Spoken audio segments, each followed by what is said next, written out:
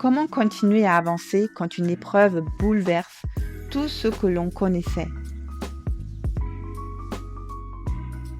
Bienvenue dans Dialogue intérieur, histoire vraie, chemin intérieur. Je m'appelle Elke Soufflier, je suis psychopraticienne certifiée en IFS, Internal Family System, et en TCC, thérapie cognitive et comportementale. Je reçois à Paris et en vidéoconférence. J'utilise parfois le langage de l'IFS, Internal Family System, avec la notion de part. Vous pouvez simplement l'entendre comme différentes façons de réagir à l'intérieur de vous. Aujourd'hui, je reçois Sandra. Son témoignage raconte ce moment où la vie ne suit plus le chemin prévu. Un témoignage autour du deuil périnatal et de ce que cette épreuve peut transformer à l'intérieur. Avant de commencer, juste un petit mot. J'ai eu malheureusement un problème de micro pendant l'enregistrement du témoignage de Sandra. La qualité sonore n'est donc pas celle que je souhaite habituellement vous proposer. Malgré cela, j'ai choisi de vous partager cet épisode en entier parce que son témoignage est profondément touchant et précieux. Merci de votre écoute, votre compréhension et de votre présence. Je vous propose maintenant d'écouter son histoire. Aujourd'hui, je reçois Sandra, qui a eu la gentillesse et beaucoup de gratitude de venir et de nous permettre d'écouter cet premier épisode de cette nouvelle saison. Merci beaucoup, Sandra. Merci à toi, Elke. Merci de cet espace, de cette opportunité. Peux-tu me dire en quelques mots qui tu es aujourd'hui? Qui je suis aujourd'hui en quelques mots? Eh bien, je suis Sandra, je suis, maman d'un garçon de 22 ans. Je suis, mariée, remariée, donc pas avec son papa. J'habite à moitié sur La Réunion, à moitié, sur Montpellier. Voilà et donc je suis, spécialisée dans la mémoire du corps et je pratique aussi l'IFS et je suis en train de créer là un parcours pour, aider les gens à vivre avec un grand V. Voilà, ce que je peux dire. Mmh. Magnifique. Qu'est-ce qui t'a donné envie de participer à cette saison du Eh podcast? bien écoute, c'est, vraiment les mots que tu as eus, ce mot déjà de dialogue intérieur, c'est quelque chose qui me parle beaucoup parce que j'ai une vie intérieure, foisonnante depuis toujours et je sais pas, les mots, l'ambiance que tu as mis, tout de suite, j'ai été très attirée. Il y a vraiment eu un élan fort de partager parce que c'est sûr que j'ai une histoire aussi, de transformation quand même très forte, je trouve. En tout cas, je me trouve vraiment transformée dans ma vie et voilà et l'opportunité de pouvoir, partager parce que c'est jamais des moments faciles, et ça aide, ça m'a aidé d'ailleurs sur mon chemin, vraiment d'avoir des témoignages donc voilà, il y a tout ça. Quand tu veux poser une intention pour notre échange? Heu, Là, ce qui me vient, comme intention, ça serait de laisser un espace en fait, même de moi à moi pour, ce qui s'est vécu dans ma vie. Ça, je sens que c'est déjà quelque chose de d'important et qui va, et qui j'espère, bah, peut-être guidera et mettra un peu de baume au cœur à certains qui sont peut-être dans des périodes, dans la tempête du milieu. Mmh, belle intention, hein. Voilà, je pourrais dire ça. Mmh mh. À quoi ressemblait ta vie avant ce que tu vas nous raconter?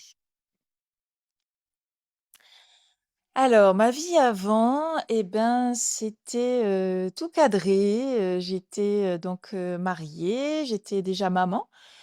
Florent, mon fils, avait 2 ans.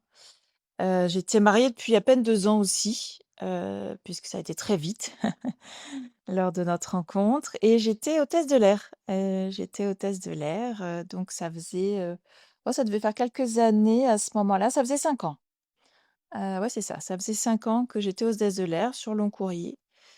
Donc voilà, donc j'aimais mon métier, j'aimais vraiment ce que je faisais et puis il y avait cette nouvelle aventure de la maternité qui était, en même temps extraordinaire, en même temps difficile par certains aspects, mais voilà. C'était une petite vie qui tournait sur des rails, tu vois? Un truc, voilà, c'était cadré, voilà.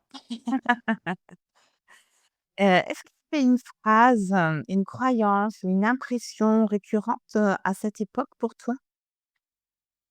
Qui te faisait tenir, qui était Oui, présent? hem, oui et je dirais que je suis pas sûre qu'elle ait été consciente, en fait. Je m'en suis rendu compte après. Mais ce que je peux dire, ce qui tenait, tout l'édifice, c'était, vraiment le cadre des valeurs, familiales. C'était vraiment, ce que ma famille, voilà, tu vois, portait comme classe sociale, comme, idées, valeurs, c'était ce qui était bien.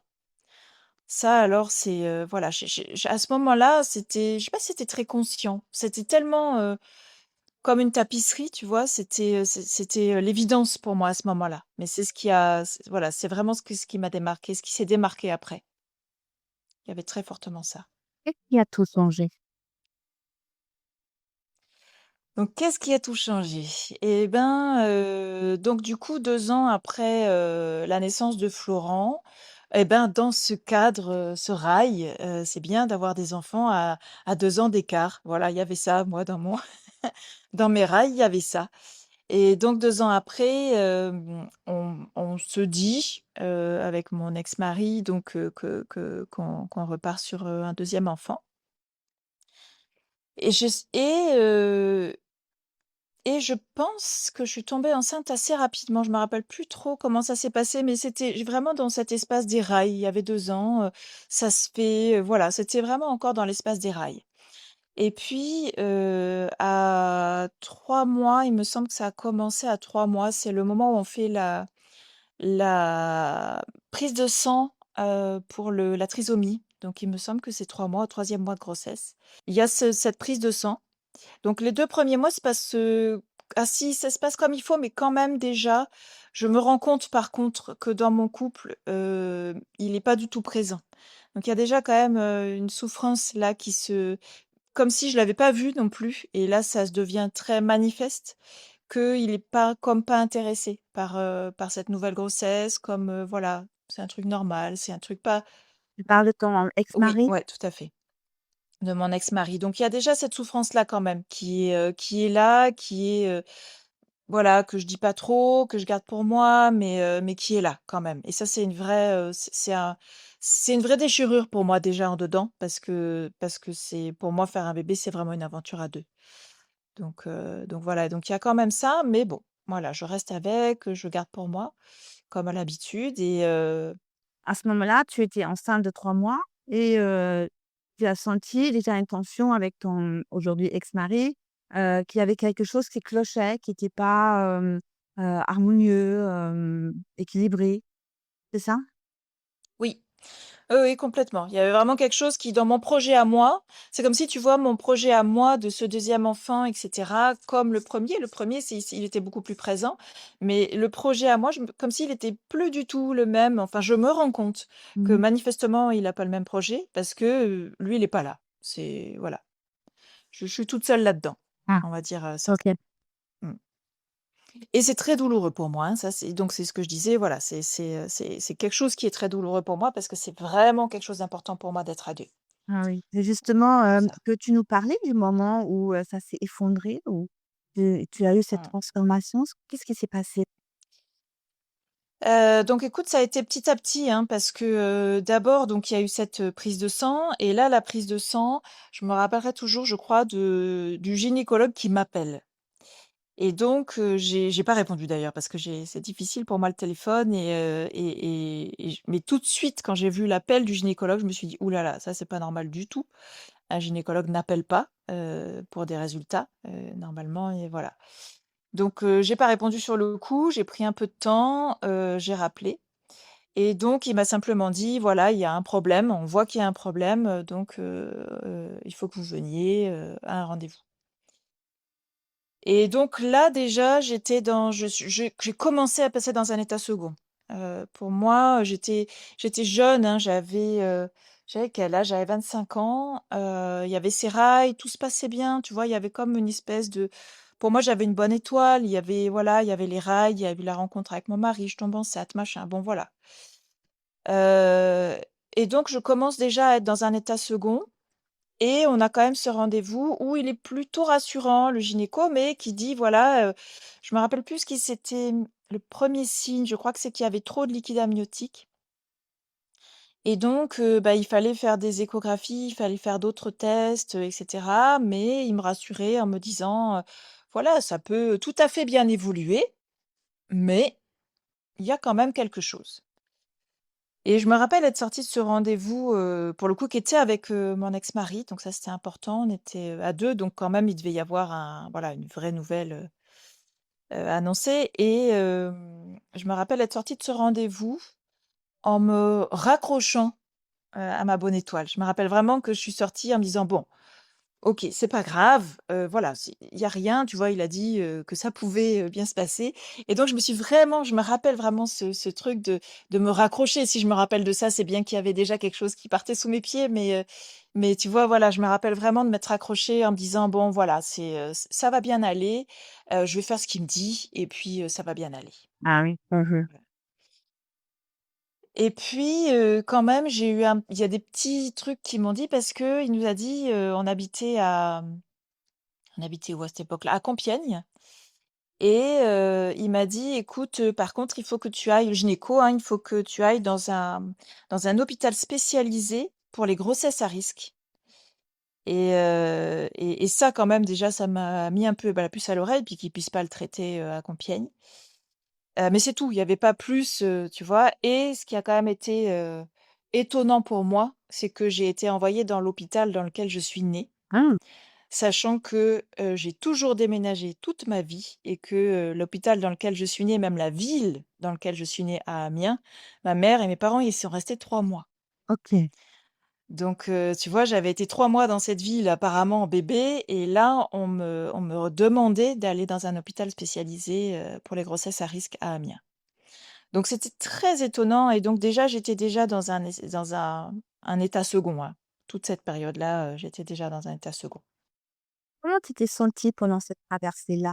Déjà de cette, début de grossesse, déjà de voir qu'il y a des complications qui peuvent peut-être, comment tu t'es sentie? Écoute, pour décrire l'état, je dirais que c'est comme s'il y avait quelque chose de moi qui avait, soulevé mes pieds de terre. Comme si, tu sais, une respiration qu'on tu vois, un souffle qu'on retient Oui, je vois bien. et donc comme si, j'ose plus déjà trop mettre les pieds sur terre, tu vois? Il y a un truc comme ça qui me comme en suspension, Ah, voilà. OK. Comme en suspension, il faut savoir que ça c'est très important pour la suite, je suis issue d'une famille où c'est compliqué les émotions, c'est très compliqué les émotions, donc Mmh. j'ai pas appris du tout à les gérer. J'étais a priori, une pleureuse, ce que disait ma mère quand j'étais petite, mais j'ai manifestement appris à tout ravaler parce que je pleurais plus du tout. Je pleurais plus du tout, j'étais très, voilà les rails quoi, très mentale, il y a des valeurs, il y a des choses à faire, il y a des choses à voilà. Donc je pense que ça joue aussi sur le fait que, il y a cette, respiration, et c'est qui était, bloquée et j'étais comme à un endroit voilà, à l'intérieur, c'était quand même OK, on suit le protocole. Il nous a dit de faire ça, on fait ça, t'inquiète pas, voilà, il y avait quand même une partie de moi qui sait faire et qui sait s'en sortir et qui sait, heu, ouais, gérer la vie, on va dire, qui était là. Tu t'es accrochée à la bonne étoile là? Hein? Ouais, là, la bonne étoile, elle commençait à mais oui, encore quand même, encore quand même. Mais là, je commençais, tu vois, hôpital, grossesse à risque, je commençais à me dire: «Ah, il y a peut-être un peu plus de problèmes que, ce qu'il veut bien me dire». Mais bon, je crois à ce moment-là, il y a vraiment une parenthèse qui s'ouvre, à partir du moment de l'hôpital, grossesse à risque, il y a vraiment une parenthèse qui s'ouvre où j'ai comme des sensations qui sont, moelleuses, tu sais, qui sont, cotonneuses, voilà. Même dans les souvenirs, hein, je sens, vraiment ça, qu'il y a ce truc de coton, comme un peu un coton, comme si j'étais pas vraiment dans la vraie réalité, tu vois? Merci de le poser aussi sincèrement, Sandra. Tu avais quel âge à cette époque? Eh bien, je te dis, je pense que j'avais de bah, si, c'est facile. J'avais, bah, très exactement, je sais plus, mais j'avais 25 ans. 25 ans. Je pense que j'avais 25 ans puisque ouais, c'est ça, c'est à peu près ça. Mmh. Donc tu es allée dans cet hôpital, tu as fait des examens complémentaires? Voilà, donc du coup, il me semble que j'y allais tous les combien? Tous les 15 jours, je crois. Il me semble que j'y allais tous les 15 jours et du coup, tous les 15 jours, on me faisait une écho. Ils m'ont fait même à un moment, le truc avec l'aiguille, je me rappelle plus comment ça s'appelle ça. La myosynthèse? Oui, c'est ça, La oui. la myosynthèse, ouais. Tout ça, ça a été, c'est vrai que là, ça commençait à vraiment devenir difficile. Parce que Ouais. autant l'échographie, bon voilà, mais bon, l'échographie, il commençait à avoir, plein de défauts. Donc au fur et Ouais. à mesure qu'on y allait, ils me nommaient des défauts, mais si tu veux, c'est des scientifiques, Mmh. échographistes qui te nomment, voilà, il y a tel truc, c'était des mots, que j'ai encore sur les échos, mais que je saurais même plus redire là maintenant, que moi je comprenais pas vraiment. Ils m'expliquaient un peu, mais voilà. Puis moi, je n'osais pas trop poser de questions. Donc Ouais, en mmh, 25 ans, une deuxième grossesse, la c'est ça, première, elle s'est bien passée, la première, il y a pas eu c'est de ça, soucis, c'est ça. particuliers. On pourrait, si on Mmh, avait 45 ans ou, à partir de oui, 40 ans, on c'est ce qu'on nomme, les grossesses à risque, que je suis pas médecin, hein, mais bon, dans mmh, notre tête un petit peu comme ça, mais à 25 ans, on est loin de penser à ça, ouais. Ouais, tu c'est vois? ça, puis tu as tout à fait raison, je m'accrochais beaucoup au fait que ce soit passé super bien passé naturellement la première fois. Ça, c'était Ah ouais. effectivement un repère, ouais. Donc voilà et quand ils m'ont dit, amyosynthèse, donc ils m'ont expliqué pourquoi, je crois qu'ils voulaient voir s'il y avait des anomalies chromosomiques. Ah oui. Déjà qui expliquerait éventuellement pourquoi il y avait des problèmes manifestement de développement Mmh mh. et donc ça a été très dur parce que, bah, pour quelqu'un qui est quand même très angoissé comme moi, c'est quand même une grosse aiguille. C'est une douleur et puis il y avait tout un truc de, il peut y avoir, il y a des douleurs donc c'est quand même, pas rien, une grosse aiguille qu'on traverse dans ton ventre et le fait de tu vois, à cet endroit-là, je crois qu'en tant que femme, moi j'avais ce truc-là de mon ventre, touche pas. Il y a un Bah oui. bébé dedans, on me touche pas quoi. Donc Oui. donc il y avait ça et le fait et puis il m'avait expliqué que ça allait être, que ça pouvait toucher le bébé, que ça pouvait oui, il m'avait dit que ça pouvait provoquer un avortement, que ça pouvait Ouais, d'ailleurs, c'est pour ça qu'il nous avait demandé vraiment notre consentement, parce que ça pouvait provoquer des avortements, donc il y avait ouais, vraiment un risque, quoi. bien sûr. Donc on a quand même fait ça voilà, ça s'est passé, pareil, dans des conditions donc mmh, je me rappelle, de la salle encore maintenant. C'est étonnant, hein, comment ça marche ces souvenirs-là, hein. Ouais, je me rappelle vraiment de la salle et le côté médicalisé et ce truc où je tiens vraiment, comme si j'étais en hauteur à l'intérieur de moi-même. Mmh. Ça c'était avec cette respiration, retenue là. Je tiens donc la myosynthèse se passe, je ils ont touché a priori, un petit bout du bébé.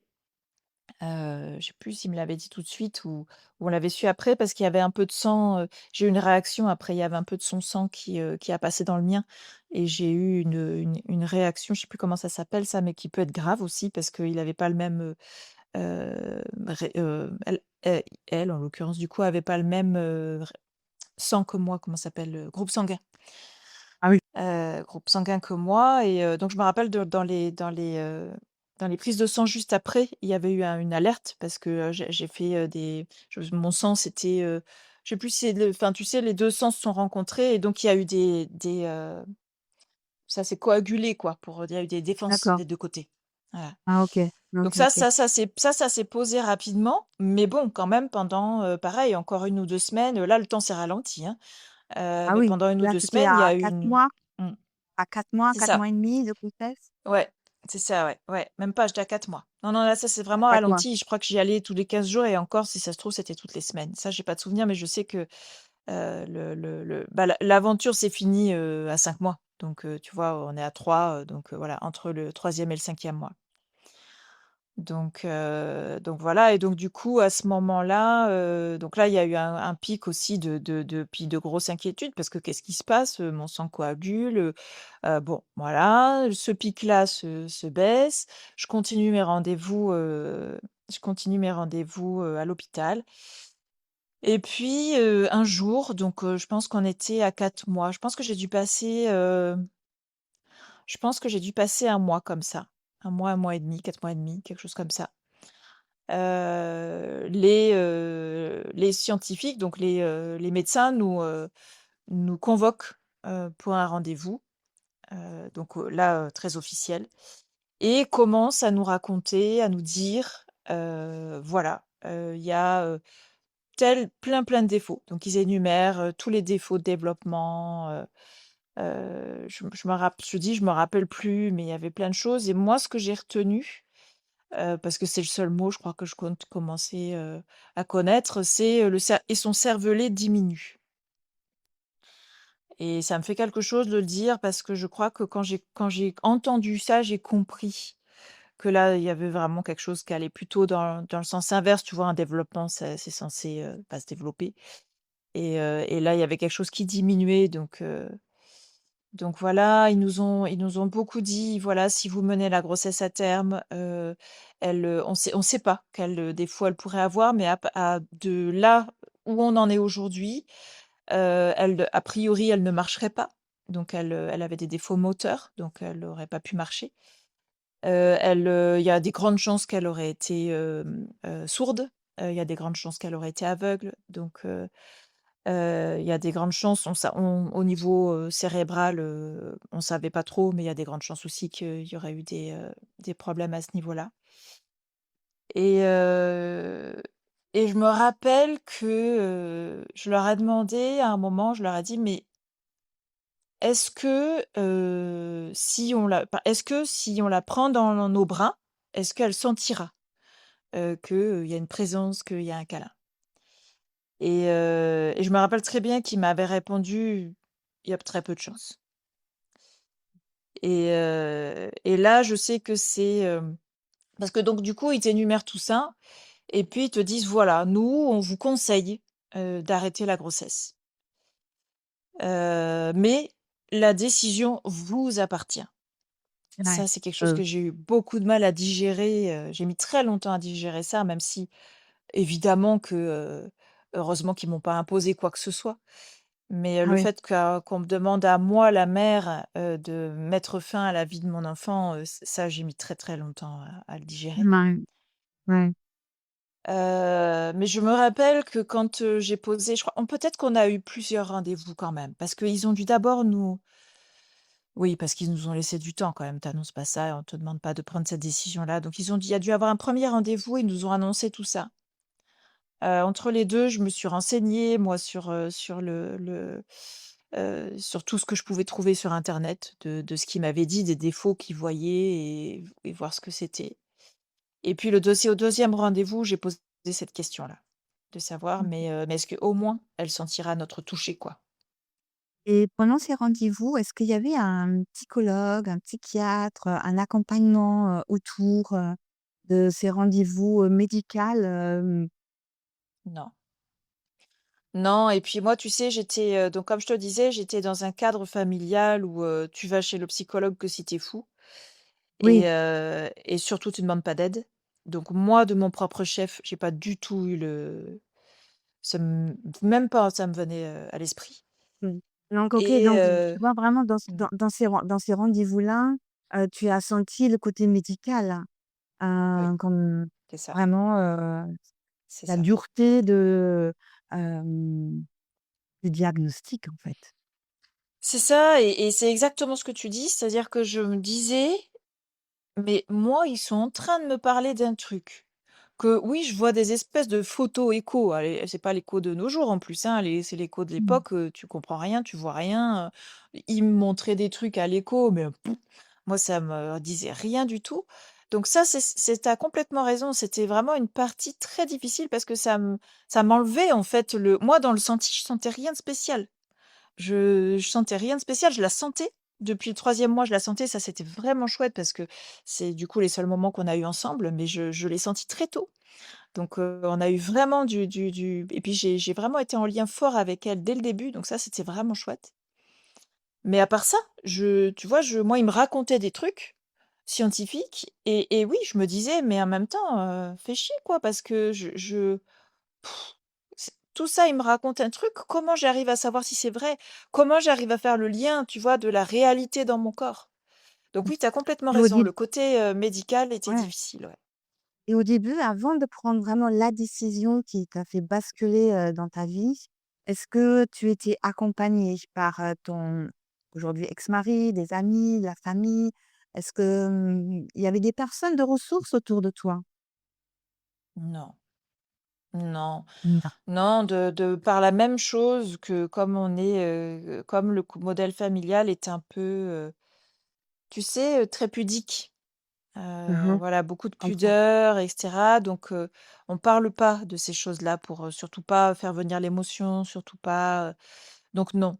Il y avait, alors j'en ai parlé à ma mère, bien évidemment, qui elle était elle a fait toutes ses études de médecine, donc sur le côté médical, pareil, je lui en ai parlé. Donc sur le côté médical, elle a pu me répondre, Ah, OK, voilà, d'accord. mais voilà. Mmh.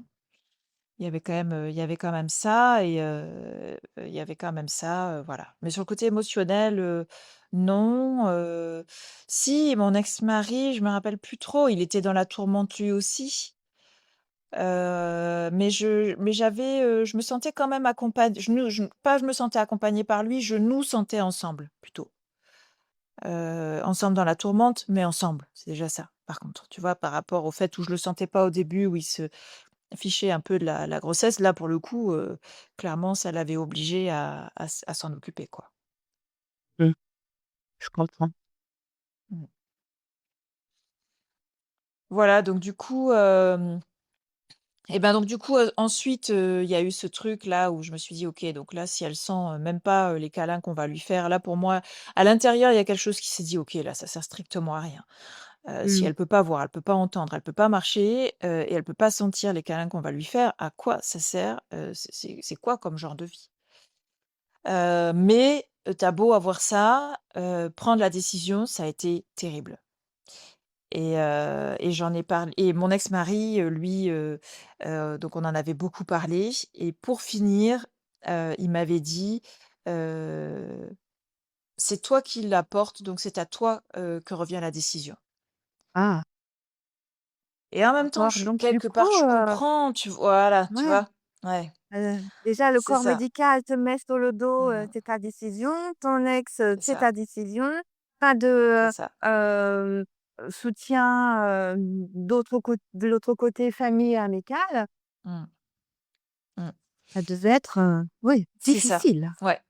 Ouais, Ouais, ouais ah, et sympa. ça a été hyper dur et hyper lourd, Ah oui, du bah, oui. coup, que, bah, en tant que mère justement, qui porte et qui est censée donner la vie, c'est moi, là, c'est moi qui dois, prendre la décision de donner la mort. Ça je en t'en parlant, je sens qu'il y a encore, tu vois, un peu de cette boule à la gorge, que je savais Ouais, pendant des années, qui montrait que j'avais pas digéré. Elle est beaucoup moins grosse qu'avant, mais je la sens encore quand même parce qu'il y a vraiment eu ce truc, qui a été difficile à avaler, ah vraiment, hein, oui, bienvenue à cette cette pilule. boule. Mmh. Bienvenue à elle. Est-ce que tu sens un moment où tu as envie de prendre soin de cette boule avant de continuer? Ouais, peut-être que je peux juste respirer avec pour, l'accueillir quoi et de vraiment, tu vois, ce que j'ai pas pu faire à l'époque, ce que mon entourage a pas pu faire à l'époque et donc ce qu'on n'a pas pu faire à l'époque pour elle, c'est de l'accueillir, bah, oui, Mmh. c'est chaud, quoi. Ouais, OK. Oui, c'est chaud Tant que tu as besoin. ouais, ouais.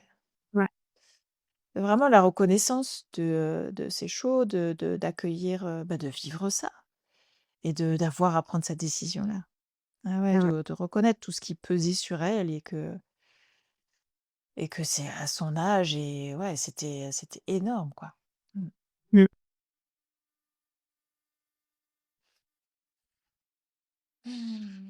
Ouais, merci de ce temps-là.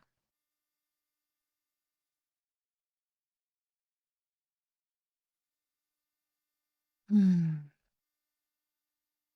Ouais, ça fait du bien jusque dans mon bas-ventre. Je vois que ouais, j'étais seule, hein.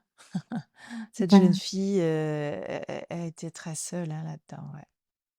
mmh. Donc voilà et là, pouf et là, mon Dieu, là, ça a commencé l'enfer. Là a commencé l'enfer parce que, j'avais pris la décision donc là, on a pris le temps parce que, je sais plus pourquoi. Déjà, je crois que c'est mon gynéco qui m'a dit: «De toute façon, il faut pas se précipiter, il faut prendre le temps» et puis à l'époque, il y avait un délai, il me semble qu'il était de 4 mois et demi, pour pouvoir, reconnaître les enfants, comme ça pouvoir les reconnaître, pouvoir récupérer, leur petit corps et pouvoir les enterrer. Sinon, c'est,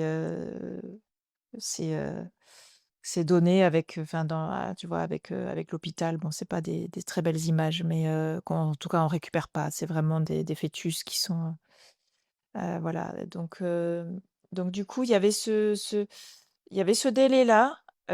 Moi j'étais dans un espace là où je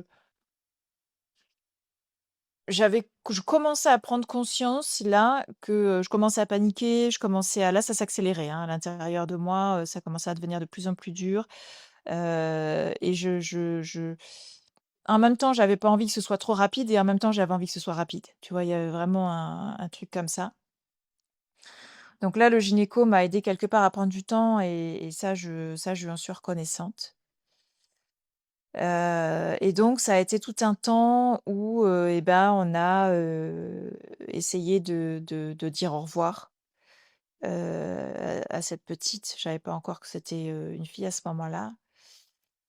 On a essayé de faire en sorte que mon fils aussi puisse, dire au revoir, essayer de se rendre compte parce que 4 mois, j'avais un ventre rond quand même, mais bon, c'est pas non plus, tu vois, c'est compliqué pour un petit garçon, il avait 2 ans, de se rendre compte. Mais on a essayé ça. On a essayé ça, donc ça, c'était très, très émotionnel pour le coup, mais je suis contente de qu'on ait eu ce courage-là, tous les 2 de faire ça. Et puis je me rappelle d'un moment, moi, ce qui a été hyper dur, on a pris soin de nous pendant ce moment-là.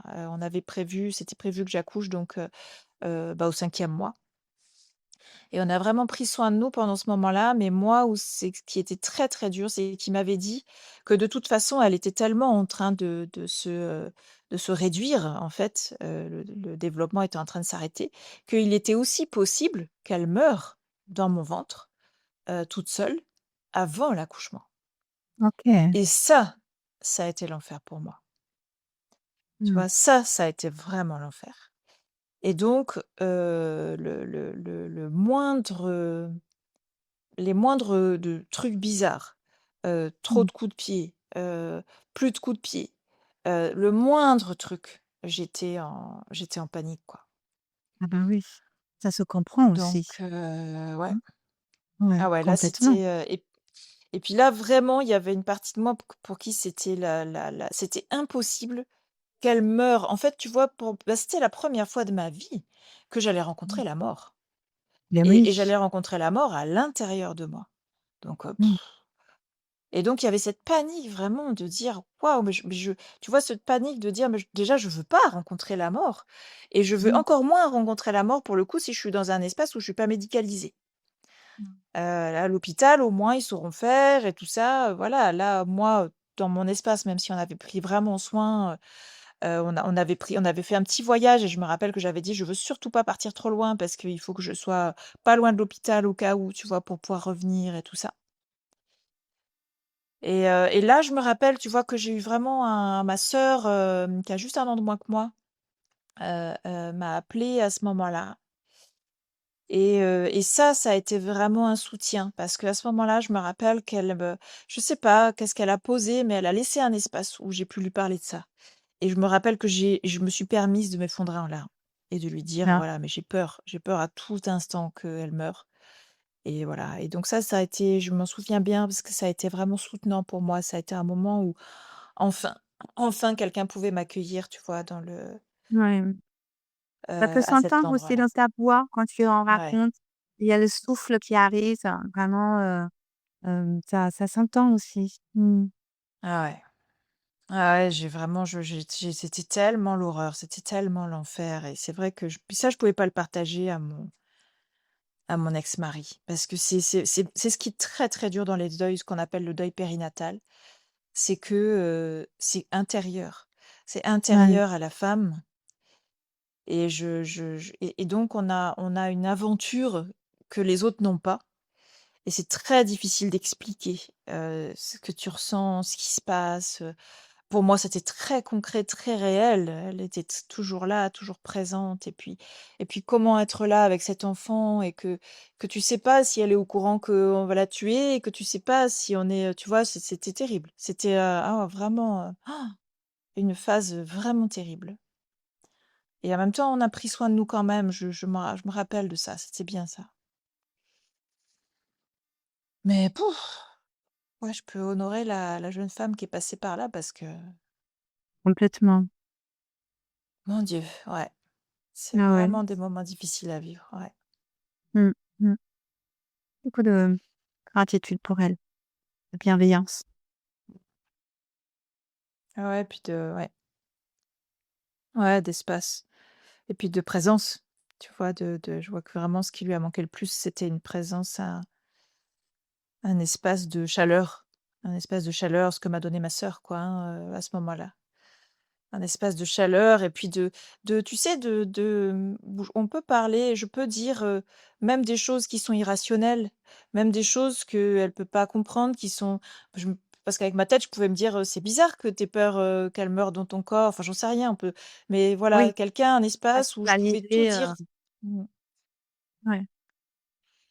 Où je pouvais tout dire, tout ce qui était éventuellement irrationnel que je sentais, voilà et là, elle m'a laissé cet espace-là et c'est vraiment j'ai beaucoup de reconnaissance parce que j'ai pu lâcher, des émotions qui m'ont fait du bien parce que bouf, qu'est-ce que ça retenait là depuis l'annonce, hein, depuis l'annonce où mon souffle était court, Ah oui. j'étais restée là-dedans, hein.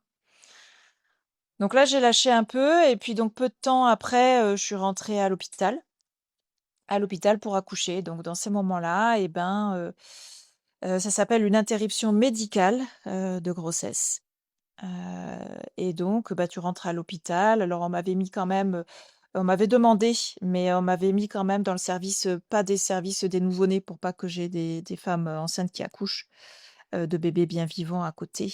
Donc ils m'avaient mis à un autre service, je sais plus lequel, le service gynéco, je crois. Mmh, c'est très Donc ça bienveillant quand même ça déjà, hein. La Oui, ça avait été soutien, bien. Après voilà, il y a eu plein de bourses du service médical, mais c'est pas très connu, ces deuils périnataux, tu vois? De notamment de dames qui me disaient, que c'est pas grave, j'en aurai d'autres des enfants. oui. Ouais, bien sûr, bien Tu sûr. vois? Bon, voilà et je savais qu'elles faisaient ça. Puis Maladroitement, moi, mais il y a de la j'étais bienveillance derrière. C'est voilà. maladroit, Mmh, mmh, que certaines c'est ça. personnes ne savent pas comment faire et Ouais, tout à fait, exactement. C'était ça qui se ça a passait l'impact, complètement. malgré tout, vaut mieux rien dire à Bah, ces moments-là. c'est ça, ça a un impact malgré tout parce que moi j'étais déjà, perdue. Évidemment, j'étais loin d'être dans l'idée que j'en aurais un autre un jour. Ouais, je vois. En l'occurrence, j'en ai jamais eu d'autres, mais moi j'étais avec elle et avec ce que je vivais. Mais voilà, Oui, je comprenais les 2, tu vois? Voilà, mais par contre ça a rajouté quand même un truc, c'est que moi j'avais vraiment cette façade où, hôtesse de l'air, hein, donc je souris. Je fais en sorte que les autres soient bien et donc mmh, ça m'a rajouté le truc de, prendre soin de ces femmes que je sentais qui savaient pas comment être par rapport à ce que je vivais, quoi. Donc est-ce qu'il y a eu un moment où tu as cru que tu ne te relèverais pas? ouf, oui, donc ça c'était après, heu, ça c'était après. Donc si je passe toute la suite là du récit ou comment tu C'est comme tu le ressens. Tu mmh. peux poser ce que tu as envie de poser. Écoute, ce que je pourrais nommer quand même, c'est que, là où ça s'est posé, en fait, quand je suis allée donc, à l'accouchement, j'ai rencontré l'anesthésiste, une femme anesthésiste, qui ne savait pas, que j'accouchais pour donner la mort. Donc elle l'a compris à un moment, donc elle a été très, très désolée de s'être trompée. Elle a changé complètement d'énergie parce qu'elle était très joyeuse et puis, bah, du coup, elle a changé complètement d'énergie et elle m'a mis, double dose de pour pas souffrir. Mais par contre, du coup, ils m'ont fait une péridurale Oui. et pendant la péridurale, j'avais tellement retenu mes émotions, en haut, que j'ai, fait un malaise vagal et or, j'avais jamais fait de malaise vagal de ma vie. Donc Mmh. j'ai cru que j'allais mourir Ouais. et donc ça a rajouté, tu vois, une inscription que j'ai travaillée longtemps après parce que je me suis sentie partir et Mmh. l'infirmière a pas eu peur parce que je lui ai décrit ce qui se passait, que j'ai eu envie de vomir tout d'un coup et cetera. Donc elles ont fait ce qu'il fallait faire, mais elles ont pas prononcé le mot de malaise vagal que je connaissais par ailleurs dans l'avion, dans mon métier et donc j'ai cru moi qu'il y avait un truc grave qui se passait. Bon voilà, ça c'est un truc qui est resté aussi et ce qui est resté aussi, c'est le fait de juste avant, accoucher, juste avant que les contractions, arrivent, je sais que mon j'étais toute seule. J'étais vraiment toute seule parce que mon ex-mari pouvait pas, monter, pouvait pas venir, dans la salle tout de suite, je sais plus pourquoi et donc là, j'étais vraiment toute seule dans la salle et quelque part, ça m'a fait du bien et il y a un moment où j'aurais pu vraiment lâcher mes émotions et je sais que quand quelqu'un est arrivé, je me suis dit: «Si c'est, mon mari de l'époque, je vais pouvoir lâcher» et manque de bol, c'était mon gynéco et donc j'ai tout ravalé et ça, c'est pareil, ça a été une empreinte, que j'ai sentie dans mon corps et que j'ai, vraiment retravaillé aussi. OK. Parce que ça a été quelque chose, voilà, j'aurais bien aimé, bon, c'est comme ça, hein, mais pouvoir lâcher. Voilà et puis tous les autres trucs où tu es pas accompagné parce que mon utérus en fait, se serrait très fort et j'ai eu un truc un peu violent dans mon corps et moi j'ai assimilé ça à sa mort alors qu'en fait c'était pas sa mort, c'était mon utérus qui se relâchait. Bon voilà, je me rends compte que j'aurais beaucoup de choses pour accompagner, des deuils périnatales, tu vois? Périnataux. Oui. Ah oui? Parce que, c'est vrai qu'il y a beaucoup de choses où on n'est pas au courant, on sait pas. On sait Tout à fait. pas, j'ai pas eu le courage de la voir après et mon gynéco avait pris des photos, je l'ai pris pour un fou. Au début, je me suis dit: «Oh là, c'est malsain» et puis en fait, je l'ai toujours remercié d'avoir ces photos, parce que j'ai pu y revenir plus tard. Voilà, il y a eu tout un truc derrière et donc après tu me disais, tu me dis rappelle-moi ta question exactement les mots? Il y a un moment où tu as cru que tu ne te relèveras pas. Oui. Donc oui, complètement et en même temps, ça ne m'était pas permis parce que j'avais mon fils. Mmh. Donc moi j'ai vraiment eu les 2, c'est-à-dire à un moment où je me suis dit, «Ouais, je j'ai plus de sens à ma vie», vraiment complètement, hein, ça a été, j'ai plus de sens à ma vie, j'ai plus de voilà, mais et il y a mon fiston. Donc on pouvait dire que c'était un sens, en tout cas, c'était, il fallait que je tienne pour lui, quoi. Mmh. Mmh. Donc en même temps, bah, ça m'empêchait de sombrer et à cette époque-là, je rêvais, d'espaces où je pouvais vraiment, déprimer, tu vois? Il y avait vraiment, j'aurais aimé avoir un espace de déprime, mais que je me suis pas autorisée parce que, bah, parce qu'il fallait que je tienne pour mon fils.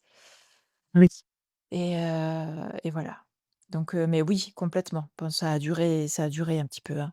Ça a duré. C'est la période la plus difficile, je pense, tu vois, de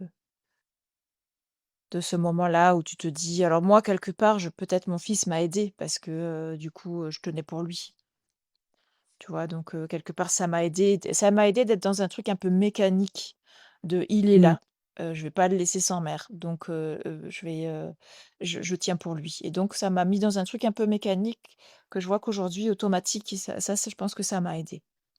Ah, Ça m'a ouais, aidée parce que OK, tout le OK. reste c'était effondré, ouais. Tu es restée quelques jours à l'hôpital? C'était rapide? C'était long? C'était comment? C'était, assez rapide quand même, hein, je pense que j'ai dû y rester 3 jours au total. Donc c'était quand même assez rapide et puis tout d'un coup, ils nous ont demandé, comment on voulait organiser des funérailles et compagnie. J'avais jamais vécu ça de ma vie, moi. Heureusement, heureusement là, on était très accompagnés pour le coup. Il y avait un diacre qui était là, c'est pas Ouais. le psy, tu vois? C'était le diacre qui nous a Ah, le beaucoup, diacre, d'accord. il y avait une psy, mais la psy, j'ai pas de souvenir. Elle est venue nous voir, mais j'ai pas de souvenir, mais le diacre, oui. Vraiment Mmh très mh. humain, et qui est venu nous rassurer sur certaines questions qu'on avait et puis nous aider sur le voilà, comment on enterre quelqu'un, qu'est-ce que c'était, tu à 25 ans, j'avais aucune idée de tout ça, quoi. Donc ça, c'était bien, oui, il nous a bien, cette personne-là, nous a vraiment bien accompagnés, ouais, tous les 2. Tous les 2 et puis on a eu quand même un moment, de grâce, hein, ça c'est important pour la suite. Parce que vraiment, quand on était à l'hôpital, on a eu un moment de grâce qu'on a vécu tous les 2, mon mari de l'époque et moi, où, on a été en présence très forte, d'elle. Tu vois? Il y a vraiment eu un moment après que j'ai accouché, où, c'était inexplicable, mais c'était hyper présent et on a pu le partager. Donc tu vois, il y avait ce truc de c'est pas moi toute seule, lui aussi il ressent ça hyper fort. Ouais. Donc ça, je pense que ça a joué sur l'ouverture, enfin sur tout ce qui s'est passé après et ça a Donc été vraiment important. cette Mmh. présence, elle était, parce qu'on t'a donné, cet enfant dans tes bras ou Non, c'était comment, non, pas du tout parce que moi, du coup, j'étais incapable de la voir. Moi, j'ai Ouais, refusé de la voir, hein. Dans ces d'accord. cas-là, il te demande. Et Ah donc oui. moi, je me sentais complètement incapable. Ça, j'ai beaucoup regretté, mais ma psy, justement, que j'ai eue après, elle m'a dit: «S Heureusement parce que ça servait à rien de Ouais. retraumatiser encore et encore», tu vois? Mmh. Donc moi, j'ai pas pu la voir et donc non, après vraiment après, dans le fait que tu restes dans ta chambre d'hôpital, tu vois? C'était dans l'invisible, tu vois? C'était, D'accord. vraiment comme une présence qui nous enveloppait, lui et moi, de sa présence à elle. On n'avait aucun doute que c'était elle et comme dans une espèce de fusion, OK. lui, moi et elle, tu vois? Comme un petit cocon autour de nous. C'était, voilà, inexplicable, mais vraiment, c'était important. C'était un moment Ah oui. important Mmh mh. et je sais que, nos voisins aussi qu'on connaissait, très peu, ça faisait pas longtemps qu'on habitait là et puis on s'était peut-être rencontrés, on se croisait, mais nos voisins sont venus à l'hôpital. Je sais même pas comment ils ont su. Peut-être qu'ils ont croisé, mon mari qui faisait les allers-retours, je sais pas, mais ils sont venus à l'hôpital et ça, je me rappelle que ça m'a touchée. Tu vois? Mmh. Ça je me rappelle que ça m'a touchée, on les connaissait ni d'Adam ni d'Ève et le fait qu'ils viennent juste faire une présence, voilà, savoir comment ça allait, ça m'a touchée et c'est comme si ça m'avait aidée à me rendre compte aussi un peu plus que, bah, oui, ce que tu vis, c'est dur, quoi. Tu vois? Il y a voilà, Oui. ces trucs-là, ça m'a donné des repères aussi sur, pouvoir m'accueillir moi-même finalement aussi, tu vois? Mmh. Donc voilà, ça a été des espaces, juste après, mais important. Ouais, Ouais. complètement. Et le gynécologue aussi, hein, la Ah présence oui. du gynécologue. Ouais. Mmh. Voilà et Qu'est-ce puis, bah oui, vas-y. Pardon. Mmh. Qu'est-ce que cette épreuve a réveillé en toi? Oh! C'est une bonne question. Qu'est-ce que cette épreuve a réveillé en moi? Pouf! Écoute, je pense que déjà, ça a réveillé une force que je pensais pas du tout avoir. Mmh. Franchement, tenir comme ça. Tu vois, comme je te disais, déjà le avant, avec ce truc où tu sais pas, si ton enfant, il va mourir dans ton ventre, avec les angoisses de machin. C'est comment j'ai fait pour avoir cette résistance-là? Tu vois? Comment j'ai fait pour avoir cette force-là de, en même temps, vivre l'effondrement des angoisses, des émotions impossibles à exprimer, donc très vivantes à l'intérieur et en même temps continuer ma vie? Mmh. Ah oui. Continuer à être présente pour mon fils et cetera, ouais. C'est vraiment ça le plus, c'est la force. Ouais, la Une force force. quelque part que j'avais, en dedans, je dirais de la force que j'avais dans mes tripes. Parce que là, c'était Oui. tripal. Autant je connaissais des parties de moi qui pouvaient tenir, tu vois? C'est pas pareil. Là, c'était une force tripale qui était là et qui s'est développée, en fait. Parce que Oui. là, vraiment, on était au bout du monde, en fait. Tout ça ne devait pas Mmh. arriver. D'ailleurs, Non. je faisais partie des la gynéco, le gynéco après une des gynécos à Amiens m'a dit: «Mais je peux pas vous dire que ça vous réarrivera pas, parce que ça n'aurait jamais dû vous arriver. J'ai Ouais. une maladie, en fait, et je fais partie de pourcentage qui n'existe pas. Donc ça n'aurait jamais dû arriver». Donc voilà, donc il y avait ça a vraiment développé, ouais, cette force-là. Est-ce que certains parts ont pris à ce moment-là de la place? Comme, les émotions que tu connaissais pas forcément avant, la colère, la honte aussi ou l'épuisement, peur? Est-ce qu'à cette époque-là, après ça Écoute, ce que je peux dire, c'est que quelque part, finalement, après ça, ce sont des parties de moi qui ont pris la place, qui étaient, heu, mises sous couvercle, avant dans mon rail, familial. C'est-à-dire qu'avant, il y avait le carcan, familial, les idées, les valeurs, les machins. Et puis cet épisode-là a tout fait exploser. C'est-à-dire que je suis arrivée à un endroit qui ne devait pas exister dans ma vie, donc j'avais une bonne étoile, je l'avais plus. J'étais dans un endroit où, tout a explosé, et puis j'ai pas été, en accord avec le fait que, même si je comprends, il y a des parties de moi qui ont été en colère du fait que, ma famille ait pas été en capacité d'accueillir plus que ça, mes émotions. Il y a eu beaucoup ce truc de, c'est, ce qu'on dit pour se protéger aussi: «C'est un fœtus, c'est pas grave», voilà, et là, il y a quelque chose en moi qui a dit: «Non, je suis pas d'accord. C'était grave, ce que j'ai vécu était important, et il doit y avoir des espaces où on peut en parler, pas on passe à autre chose et vite, voilà». Et donc ça m'a séparée de ce carcan, tu vois, de croyances, et donc ont commencé à apparaître des parties que j'avais mis sous couvercle, avant. Et Mmh mh. voilà, et notamment une des parties qui s'est dit: «Bon, là, je crois que j'ai assez de choses pour aller voir une psy». Tu vois? Sous-entendu, j'ai eu assez Ouais. de problèmes pour m'autoriser à demander de l'aide. Donc ça a été, important. Ah oui, très important, hein. Et qu'est-ce qui t'a le plus soutenu dans cette période? Même infime, Même quoi, tu dis? même infime, Qu'est-ce Oui. même tout petit, même juste un petit peu. Qu'est-ce qui t'a le soutenu le plus, qu'est-ce qui t'a le plus soutenu Je dans dirais cette que ce période? qui m'a le plus soutenue dans cette période, c'est tout ce que j'ai mis, autour de moi, avec cet espace de moi qui a osé demander de l'aide. Donc il y a le pôle Ah, psy, il y avait cette psychologue, il y avait, mon cousin qui était, dans le médical et le spirituel, que j'ai appelé à l'aide tout de suite. Il y avait, tu vois, il y a eu des petits trucs comme ça au fur et à mesure qui se sont mis sur mon chemin, et vraiment ce qui m'a le plus aidé, c'est de oser demander et recevoir de l'aide. Donc c'était de mettre des trucs autour de moi, et de m'y poser vraiment, dans un espace de recevoir, ce qui était très nouveau pour moi. Tu vois? De presque m'y abandonner.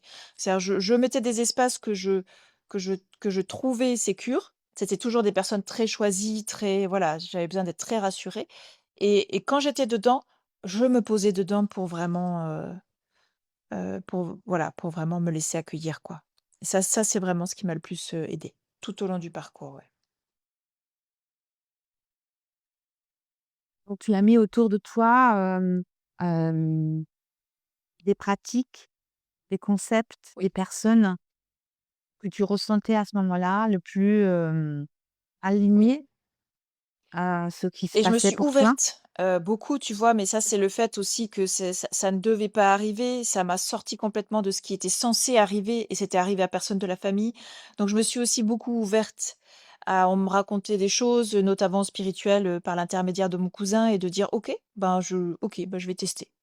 J'ai commencé mes niveaux Reiki, notamment à ce moment-là, et tu vois, ça a ouvert vraiment le chemin, bah, ça a ouvert, quelqu'un de complètement différent en moi, tu vois? Mais ça a ouvert un chemin qui est mon chemin aujourd'hui, mais qui l'était pas du tout à l'époque. Et si tu regardes en arrière, que dirais-tu, à la version de toi qui traversait cela?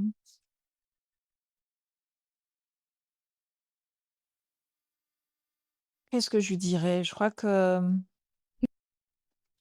je lui ferais surtout un petit cocon, contenant, et pilier. Je lui ferais un pilier contenant, surtout. C'est surtout ça qui lui a manqué et je lui dirais: «Écoute, tu vas survivre à ça. Tu vas survivre à ça, ouais. Tu vas vraiment survivre à ça et même, il va y avoir des fleurs extraordinaires derrière, mais ça, tu peux pas le voir et c'est pas le moment, mais voilà, tu vas survivre à ça et même, il y aura des fleurs extraordinaires derrière». Ouais. Merci, c'est une jolie question. Mmh. Ouais, Mmh. c'est beau ça. Une croyance ou une peur que tu as laissée derrière toi? Des croyances, il y en a des tonnes, donc du coup, hein, il y a vraiment tout ce Ah, carcan familial que j'ai remis en question, que j'ai même rejeté, pendant des années et que, j'ai récupéré longtemps après. Tu sais, c'est souvent ça, enfin, ça peut arriver. Moi, j'ai vraiment fait ça. Donc il y a beaucoup de croyances, en fait, les croyances toutes faites familiales de: «C'est comme ça». Donc ça a été une clé énorme pour ma ah oui. vie, ça a été terminé. Ça a été, non, c'est comme ça, non, non, non. Pourquoi c'est comme ça? Ça vient d'où? Moi, j'en fais l'expérience. Donc beaucoup, ces croyances-là et l'autre, c'est quoi que tu as dit d'autre? C'était croyances et Croyance ou une ah, des peur, peurs. Non, des peurs, par contre, est-ce que j'ai laissé des peurs de côté? Si, peut-être la peur d'être accompagnée, on pourrait dire ça. Si, peut-être, et ça quand même. ah, Ouais. ouais, La peur et la honte, d'être accompagnée, d'avoir besoin d'aide. Oui, si, quand même. ah, Oui, c'est important. Ouais. Mmh. oui. Ouais, complètement. Quel est le message que tu aimerais faire à passer à quelqu'un qui vit quelque chose de similaire?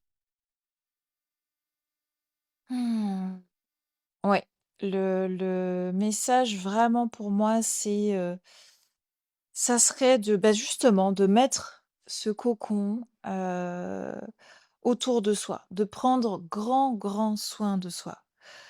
Tu vois, de faire vraiment une bulle et de au mieux qu'on peut, quand on est dans la tourmente, parce que, c'est la tourmente et ça peut pas être autrement et ça va pas pouvoir être autrement pendant longtemps et donc de plutôt, vraiment prendre grand soin de soi. Grand soin de soi et si ça passe et par des petits et des grands trucs, un bon bain chaud, un café avec quelqu'un qu'on aime, un thérapeute, ça hyper important, avec des méthodes qu'on aime et qui sont douces, voilà, ouais, vraiment, vraiment, vraiment, c'est ça. Ton histoire, pouvait être une lumière pour d'autres. À quoi à quoi ressemblerait-elle? Si elle pouvait être une lumière? Mmh. Lumière, Un phare, dans la nuit. un phare dans la nuit, c'est beau. Ouais, parce que c'est tellement la nuit dans ces Ouais. moments-là. Et ça serait ça, ouais, un phare, un joli phare quand même. Phare, c'est pas très joli, mais comme une ampoule phare, tu vois? Jolie dans la nuit. Mmh. Ouais, ouais, bien sûr. Et si tu devais donner un titre à ce chapitre de ta vie, quel serait-il? Ah, un titre à ce chapitre de ma vie, waouh. La tourmente ou la tempête, quelque chose comme ça, l'un ou l'autre. La tourmente ou la tempête et vraiment par contre, vraiment dans le, mmh, dans le sens maintenant que je l'ai aujourd'hui, c'est-à-dire la tourmente et la tempête qui tu vois, il y a un début, il y a une fin, il y a une parenthèse dans laquelle c'est la tourmente et la tempête qui permettent vraiment un changement d'état complet. J'aurais jamais pu deviner qu'il existait ce que je vis aujourd'hui. C'était impossible à l'époque, impossible. Ça faisait pas partie de ma réalité, ça pouvait même pas être imaginé. moi, je suis à la fin de mes questions que j'avais proposées, que j'avais préparées pour toi. Est-ce que pour toi, il y a quelque chose à poser? Est-ce que tu voudrais parler de toi, d'aujourd'hui, de ce que tu fais? Hem, Sois libre de, Mmh. Écoute, oui, je peux rajouter que, bah, je suis contente de témoigner de ça parce que, vraiment derrière, il s'est ouvert un chemin, hein. C'est pas du jour au lendemain, c'est long, mais le chemin lui-même est beau. C'est-à-dire que tu vois, chaque pas de mon chemin, c'était toujours un peu plus clair, un peu plus lumineux, un peu plus je comprends les choses, un peu plus je découvre des choses. Donc oui, c'est vrai que c'est long. Ça, c'est vrai, je vais pas mentir, c'est long, un deuil, c'est long mais par contre, vraiment, le chemin, il est génial aussi parce que j'ai tellement découvert sur moi. Tu vois, la mémoire cellulaire, ça m'est venu pour ça. J'ai c'était extraordinaire de découvrir qu'on a cette mémoire du corps. Comme par hasard, je trava ça on travaille sur les mémoires du périnatales, tu vois? Je travaille sur, les mémoires périnatales comme par hasard. Ça j'ai découvert que moi aussi j'avais un passé périnatal, dans le ventre de ma mère qui a été très perturbé. Donc il y a vraiment eu plein de tellement belles choses derrière, tellement belles rencontres et surtout que petit à petit, je me rencontre moi vraiment, mais tu sais, le moi vraiment qui est dans mon bide, qui est dans mes tripes, qui était déjà présent à l'époque, mais il était enterré sous tous les carcans et tous les trucs que je m'étais mis pour vivre. Et donc voilà, oui, ce que je peux partager qui me tient très à cœur de ce que je fais maintenant, c'est ce parcours en ligne que je suis en train de créer, tu vois? Qui est vraiment un parcours qui est destiné à, bah, à rencontrer nos empreintes de naissance, nos empreintes de fœtales premières, pour justement arriver à transformer sa vie dans des moments où on est, où on sent, où ça t'appelle, où on est perdu éventuellement, ou en tout cas où on a envie d'aller quoi vers une vie qui a du sens. Parce que cette vie, c'est un espace-temps limité, hein, mine de rien, faut pas l'oublier. Ça m'a beaucoup aidé aussi toute ma vie et du coup, bah, cet espace-temps limité, qu'est-ce qu'on a envie de lui donner, de lui offrir et de s'offrir? Et donc, bah, c'est ça mon parcours un peu, tu vois? mmh, Vivre avec un grand V, c'est ce que j'aimerais, et je m'efforce d'offrir, en continuant moi-même à cheminer, à ceux qui auraient envie d'être accompagnés, par moi et mon expérience et qui je suis aujourd'hui. merci Sandra, de cette profondeur de ton récit m'a aussi personnellement touchée. La manière comment tu le poses avec telle clarté. Merci, merci beaucoup. Grand merci à toi de cet espace. C'est, vraiment un cadeau que tu fais, à moi, à toutes mes parties qui ont vécu ça, j'ai beaucoup de gratitude aussi. Mmh, mmh. C'est un bel espace que tu offres et voilà, bravo de faire ça et j'ai de la joie pour les personnes qui vont passer après et qui vont aussi écouter, tu vois? Ouais. Non, vraiment merci beaucoup. Mmh. Merci Sandra d'avoir partagé ton histoire. Ces récits sont précieux parce qu'ils nous rappellent que derrière chaque épreuve, il y a un chemin intérieur. S'il y a quelque chose à retenir de ce témoignage, c'est peut-être cela: le deuil n'est pas un chemin linéaire. Il avance souvent par vagues, avec des moments très difficiles et d'autres où l'on respire un peu mieux. Il n'y a pas une bonne manière de traverser un deuil, mais il y a parfois un mouvement très simple et très juste: prendre soin de soi, pas à pas, à la mesure de ce qui est possible. Dans le prochain épisode, je vous proposerai un nouveau décryptage. Nous parlerons des croyances que l'on construit sur soi, souvent très tôt dans la vie, et de la manière dont certaines paroles peuvent nous suivre longtemps. Et la semaine suivante, vous entendez le témoignage de Laurie qui raconte comment une phrase entendue dans l'enfance a influencé sa confiance en elle et son chemin de vie. Merci d'avoir écouté Dialogue intérieur, histoire vraie, chemin intérieur. Si vous souhaitez soutenir ce podcast, abonnez-vous, laissez un commentaire, mettez une étoile et partagez l'épisode autour de vous. Où que vous soyez, quoi que vous traversiez en ce moment, prenez soin de vous et de votre monde intérieur.